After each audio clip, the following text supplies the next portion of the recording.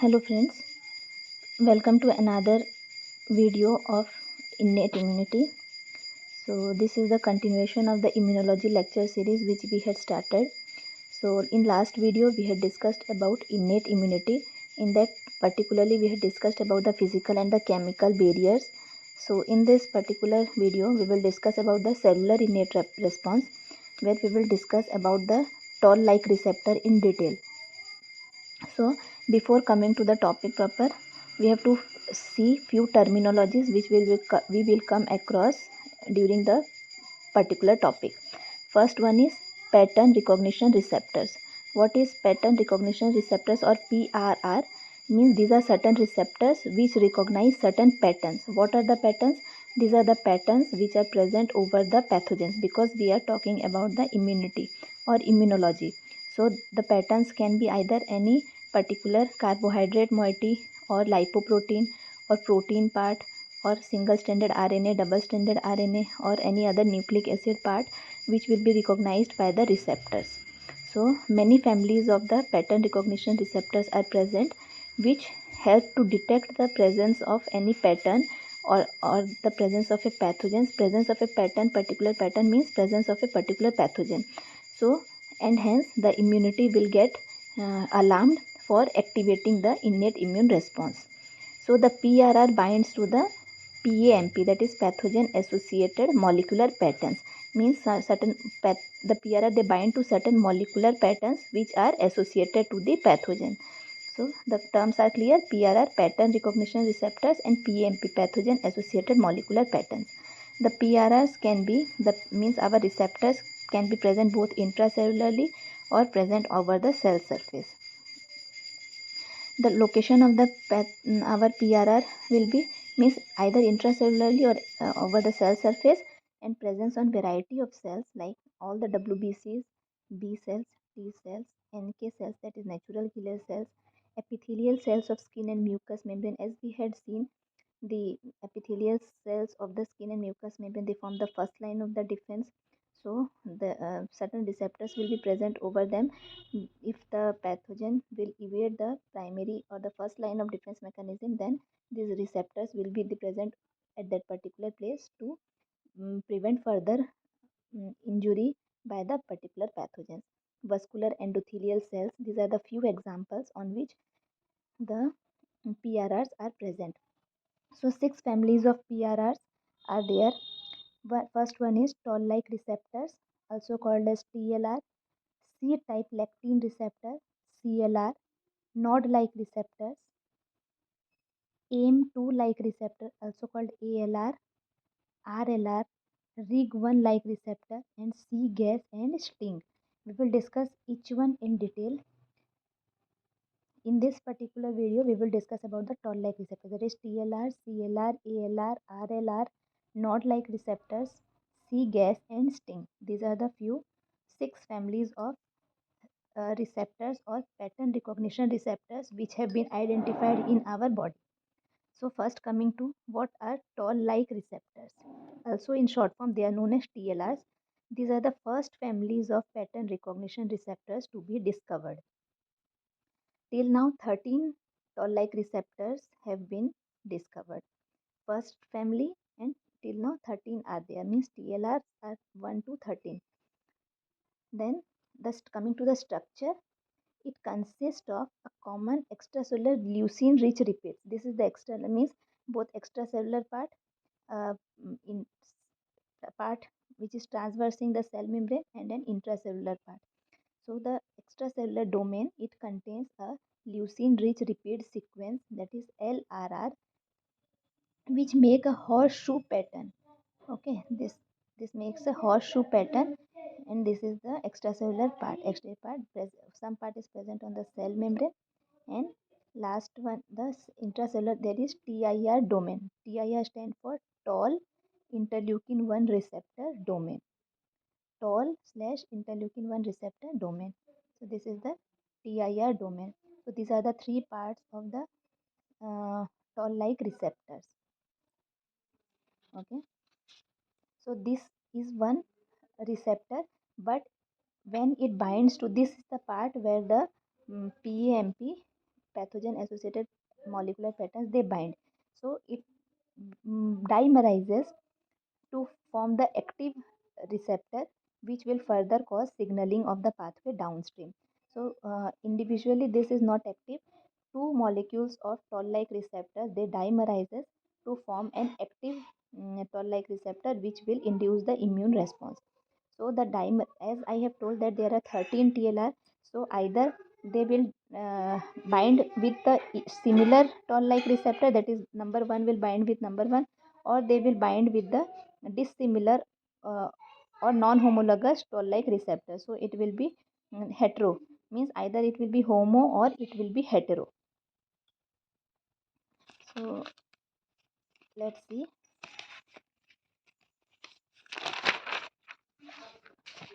See, this is our cell.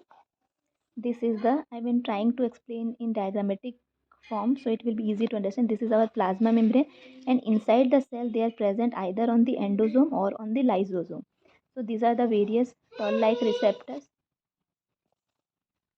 So this is the homo, this is one toll-like receptor, and this dimerizes. So on the cell surface, see, this is TLR44, it is present. So it is homo. Two usually form heteroform, means one molecule of toll-like receptor 2, one molecule of toll-like receptor 1, one molecule of toll-like receptor 2, 6, 5, 5, 11, 11. So these are the few toll-like receptors which have dimerizes. This 4, 4 it will bind to the gram-negative bacteria. The toll-like receptor 2, 1, this heteroform it will bind to bacteria and fungus. 2, 6 binds to gram-positive bacteria and fungus. 5, 5 it binds to flagellin protein. 11, 11 it binds to toxoplasma. So these are the few toll-like receptors which are present on the cell surface or the plasma membrane. Then internally or endosomes, toll-like receptor 3, 7, 8, 9. Remember 3, 7, 8, 9 are present intracellularly. 4 it is present both on the cell membrane and also intracellularly. Number 4. Remember that. Then 3, 7, 8, 9. 3, 7, 8, 9 intracellularly. So 4 inside it binds to viral protein. 3, 3 double stranded viral double stranded DNA. 7 single stranded RNA. 8, 7 and 8 both bind to single stranded RNA. 9 binds to bacterial viral DNA plasmodium. See, you have to go through this particular topic few times for understanding it. Remembering is the second part, because the terminologies here are, if you have not gone through this particular topic before and you are seeing this video for the first time, the terminologies will not be accepted by your brain. So you have to read this, or you have to go through this few times, so that you it will be easy for you to remember. Okay, so don't do that first. In the first reading you will be able to understand the thing. In the first reading you will not be able to understand what are the various terminologies which we will read now. So these are the examples of the toll-like proteins, means various types of toll-like proteins and where they bind. Now coming to the signaling pathway, toll-like protein signaling pathway. This toll-like protein signaling pathway is initiated following ligand-induced TLR dimerization. Means the ligand it induces the TLR dimerization. Earlier, the TLR they are present in monomer form, but when any pathogen or PEMP binds to the TLRs, it will cause dimerization of the particular TLR. Okay, the signaling starts after the ligand induced dimerization of the TLRs. The particular signal induction pathway activated by the toll-like receptor dimer is largely determined by the protein adapter that binds to the toll-like receptor cytoplasmic tail. The particular signal transduction pathway activated by the dimer is determined by the protein adapter. that binds to the TLR cytoplasmic TIR domain. It means which type of pathway will be activated following dimerization of the TLR is determined by the type of adapter protein which will bind to this TIR domain. This means which type of adapter protein binds here. It will further determine the type of signaling pathway downstream. TIR is tall interleukin 1 receptor domain. Okay, so two types of adapter molecules are there. One is MYD88, that is myeloid differentiation factor 88, and another one is TRIF, that is TIR domain containing adapter inducing TNF beta factor. You have to remember the name, there is no other shortcut to this, so you have to read it multiple times to understand and to memorize it. MYD88 is myeloid differentiation factor 88. TRIF is TIR domain T stands for TIR domain containing adapter inducing interferon factor, interferon beta factor. So this MYD88 pathway, it is used by all the plasma membrane toll-like receptors, means all the toll-like receptors which are present here, they will go through this MYD adapter pathway, and most in endosomes. And the TRIF, it will be um, recognized by the TRIF adapter will be present over the toll-like receptor 3 and 4. 4, we have seen that it is present both intracellularly and over the cell surface. So when it is present in the endosomes, at this time the TRIF pathway will activate, and when it is present over the cell membrane, then the MYD88 pathway will be activated. So 4, TLR4, it will it is the signaling pathway is by both my MYD88 and TRIP.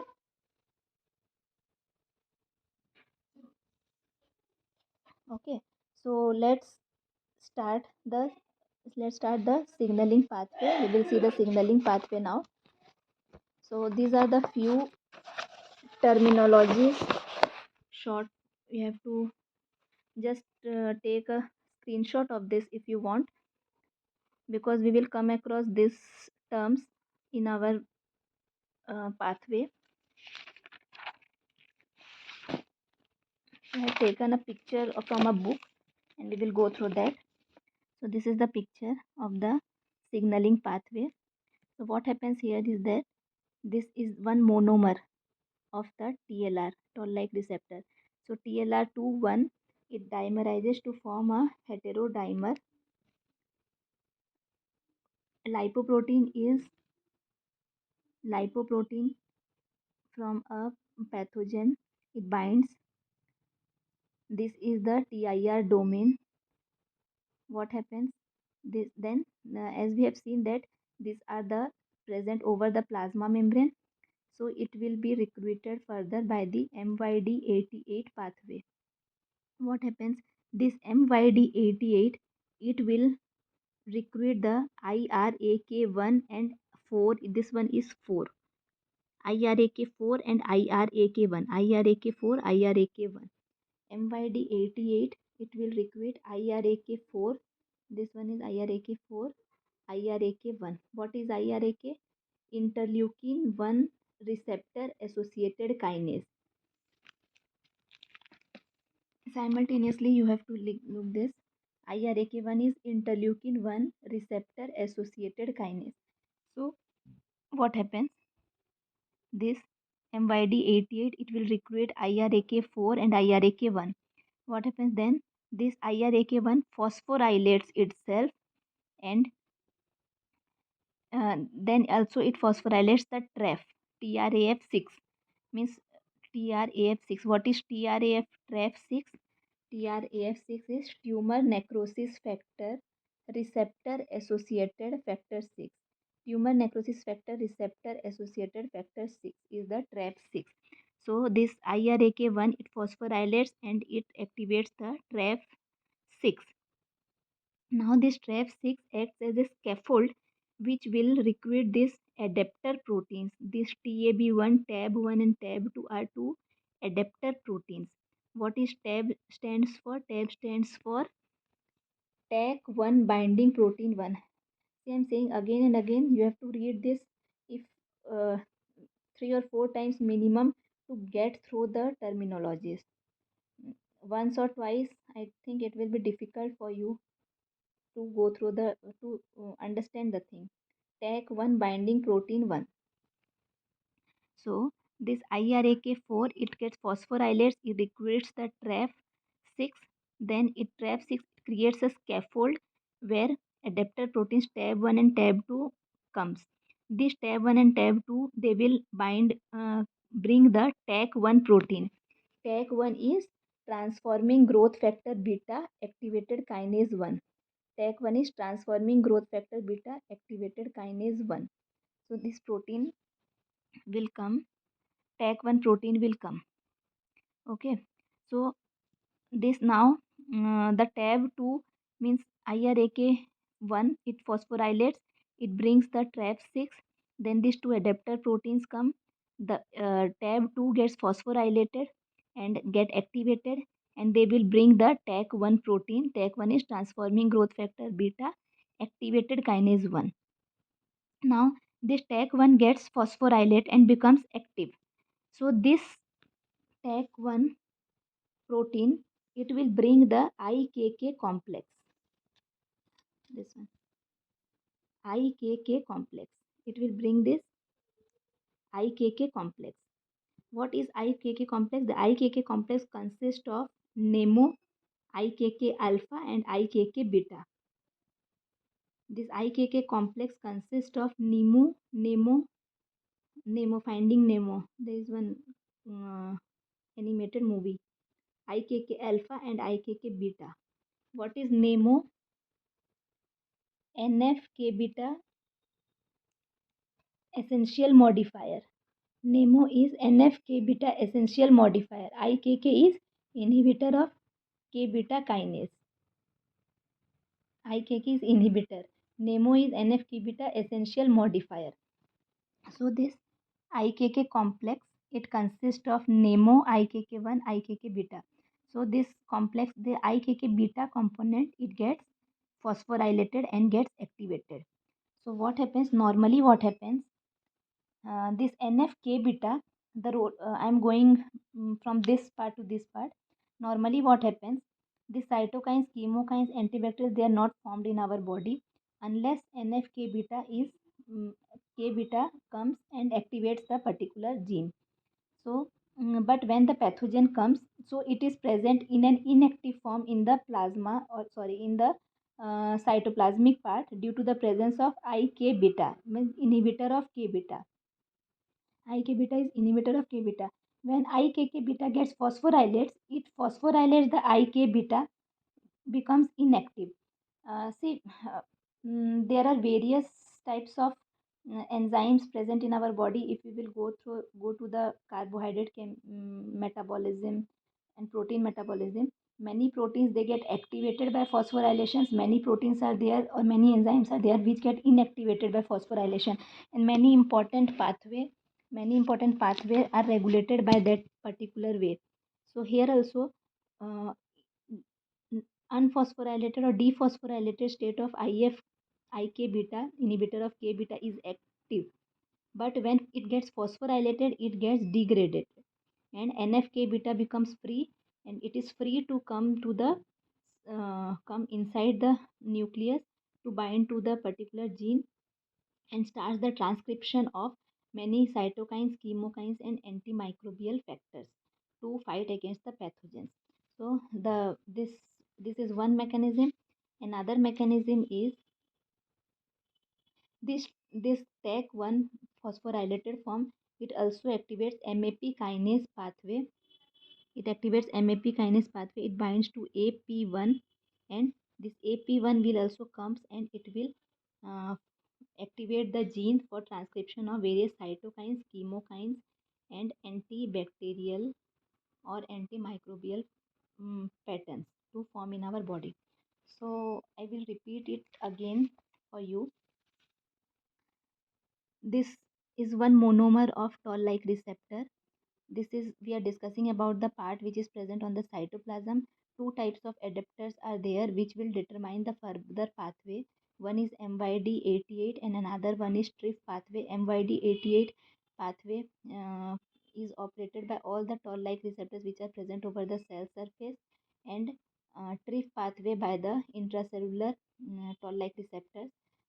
Toll-like receptor 4 is present both on the cell membrane and on the endosomes inside the cell. So the toll-like receptor 4, they will go through both MYD and MYD88 and the TRIF pathway. So what happens in this, in the MYD88 pathway, IRAK1, 4 and 1 will bind following the toll-like receptor dimerization, following a PAMP binding to the ligand binding site, that is the leucine rich repeat sequence, LRR. IRAK stands for interleukin 1 receptor associated kinase.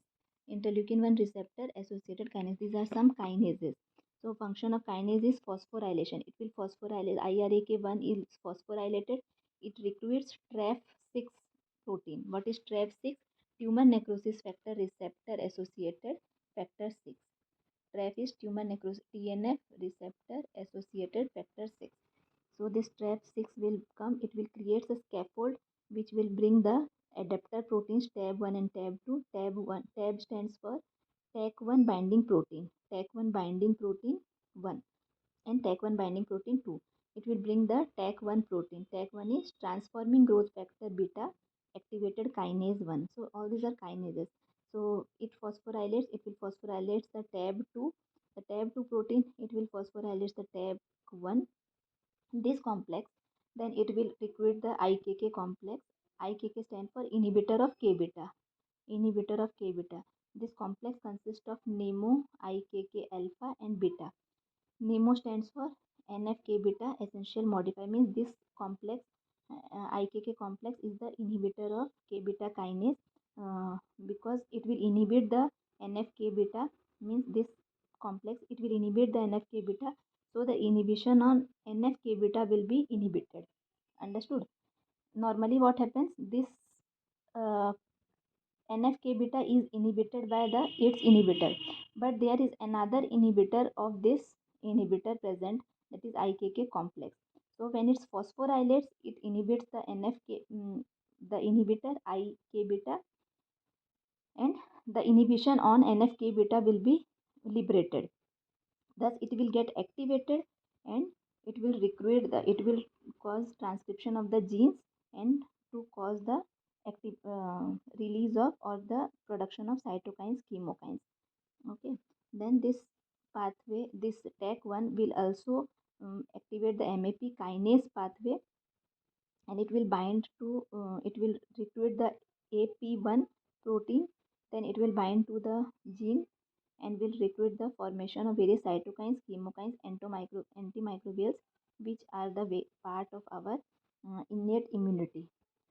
So this is all about the MYD88 pathway. For the TRIF pathway, I will prepare us another video so that it will be easy for you to understand. First, we will try to be clear in this particular pathway. Thank you. If any doubt, you can ask me in the comment section, or any other particular topic you want me to make, you can also suggest me. I will try to make that particular topic. Thank you. Happy reading.